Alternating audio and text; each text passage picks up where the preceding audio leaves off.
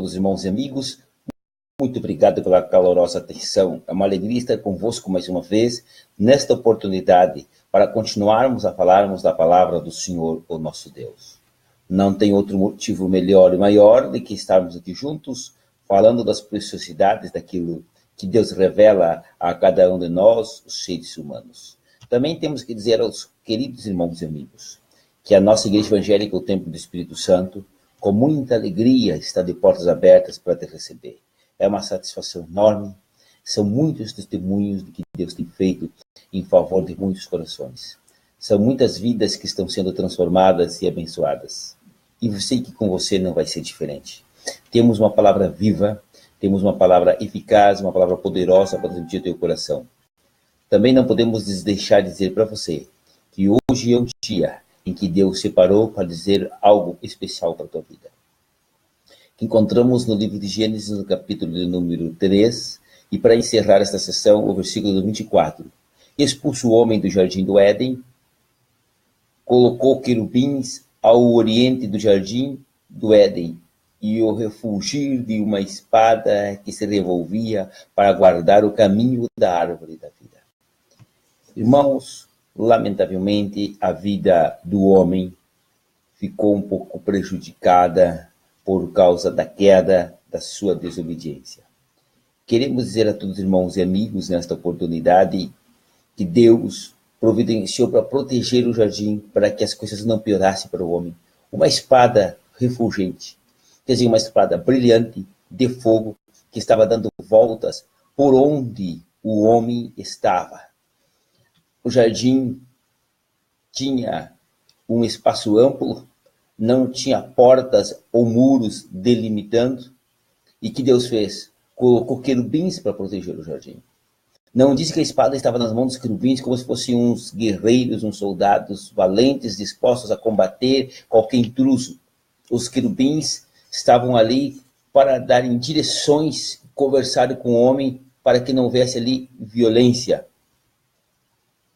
De tal forma que nós estamos agora falando para os irmãos, em nome do Senhor Jesus, que agora tem uma espada para proteger o jardim. O que é uma espada que protege o jardim? Nós não temos uma figura, nós não temos uma imaginação dos detalhes da espada. Todo mundo conhece uma espada que é um metal com uma lança comprida, algumas têm um fio, outras têm 2 fios, algumas fazem uma volta, tipo um semi-arco, mas tem um cabo onde se pode segurar. A Bíblia de maneira nenhuma fala que essa espada estava sendo segurada por alguém. Era uma espada independente. É por causa disso que nas nossas lições, tanto aqui através da nossa programação do Facebook, tanto quanto através também das nossas mensagens no templo, os estudos bíblicos que estamos transmitindo direto para os irmãos ali no templo, com mais aprofundamento, nós explicamos a importância da espada. A Bíblia diz que a palavra de Deus é como uma espada de 2 gumes apta a discernir as intenções do coração. A Bíblia diz que a Bíblia é a espada de Deus que penetra juntas e medulas. E nós temos então aqui um tipo da Bíblia Sagrada. Conseguimos aqui um tipo de uma espada que estava ali para proteger a árvore da vida e para mostrar o caminho da árvore da vida. Então, quando o homem olhava para a árvore da vida, tinha na frente dela o quê? Uma palavra. Tinha o quê? Uma espada. Vocês não estão entendendo. O símbolo da Bíblia Sagrada é espada. A Bíblia diz que a Bíblia é a espada do Espírito. Não vamos fazer esta confusão de tipo e de símbolos. Estamos mostrando que o tipo é algo pré-determinado, pré-figurado, e que aparece antes do objeto. A sombra, por exemplo, a sombra na tipologia aparece antes do objeto. A realidade é objeto e depois sombra. No tipo, não, temos sombra e depois nós temos o objeto. A espada é a sombra da Bíblia Sagrada, ou é o tipo da Bíblia Sagrada. E mais tarde vem o antítipo. Uma espada para proteger o caminho da árvore da vida. Quer dizer que quem olhava para a árvore da vida, para a espada, sabia que em seguida teria a árvore da vida. Jesus disse, as palavras que eu vos digo são espírito e são vida. As palavras que eu vos digo, elas testificam de mim. A Bíblia Sagrada de Gênesis e Apocalipse que aponta a árvore da vida. Essa espada, a Bíblia Sagrada, que aponta a pessoa de Jesus. Por isso que dizemos lá nos nossos cultos que todo o bom profissional, ele tem um manual, ele tem um livro de ensinamentos, de detalhes que ele precisa para continuar a sua profissão. Fazer a seu feedback, fazer as suas anotações. Ele precisa de um livro para ir lá revisar o conteúdo, para saber como trabalhar naquele exato momento. E a Bíblia Sagrada é a arma de todo cristão, de todo soldado de Cristo, de como ele vai lutar contra o inimigo, principalmente para os pastores. Eu sempre digo, é difícil um pastor que não tenha lido no mínimo umas 10 vezes a Bíblia, porque é a arma do pastor.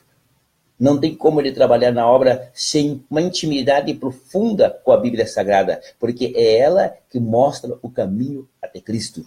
Não ficaríamos sabendo da vida de Jesus Cristo particular, como ali no deserto, como curando os enfermos, como expulsando demônios, se não tivesse uma espada no caminho da árvore da vida.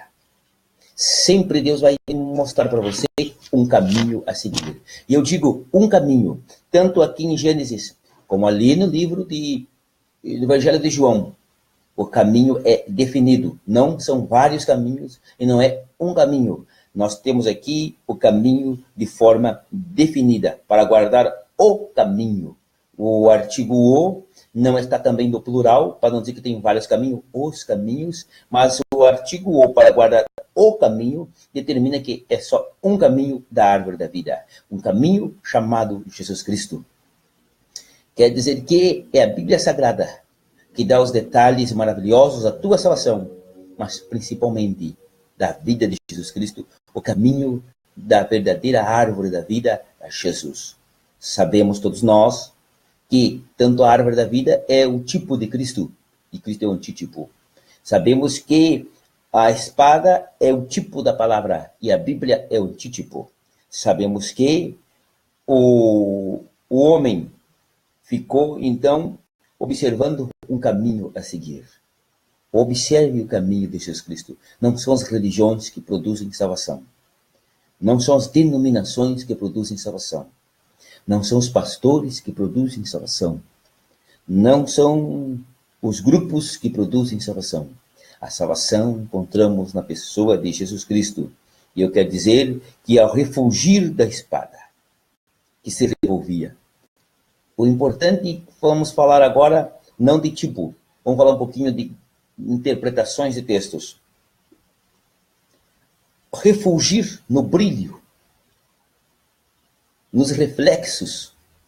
Então quer dizer que não era uma espada apagada. Não era uma espada, posso dizer assim, sem chamar a atenção. Era uma espada que chamava a atenção. E quantos de nós temos uma espada apagada? Uma Bíblia que não lemos, uma Bíblia que não estudamos, só pegamos lá quando vamos para uma reunião evangélica e no culto, e quando ela vai dentro da bolsa, e quando ela vai lá no console do carro, e quando o pastor pede para abrirmos. Não, a nossa Bíblia vai ter que começar a brilhar a partir de 3 de outubro de 2017, a data deste programa. É uma conclamação que eu faço a todos os irmãos e amigos. Se você não compartilhou esta mensagem deste nosso programa, eu vou pedir para você começar a compartilhar, e principalmente essa, que a nossa Bíblia vai ter que refugir. A palavra de Deus, tanto na nossa vida, quanto para a vida dos outros, vai ter que se expandir.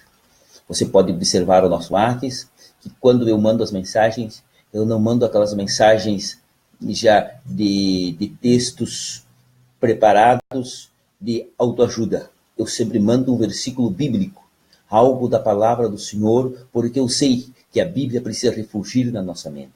Ela precisa voltar a brilhar na nossa consciência. e muitas vezes está apagada. Muitas vezes está fora do lugar dela. Não que ela não tenha um brilho próprio, mas é que colocamos debaixo do velador, como falou Jesus Cristo. Porque a luz deve ser posta em cima do velador. A Bíblia tem que ser posta na nossa vida no lugar certo, em primeiro lugar.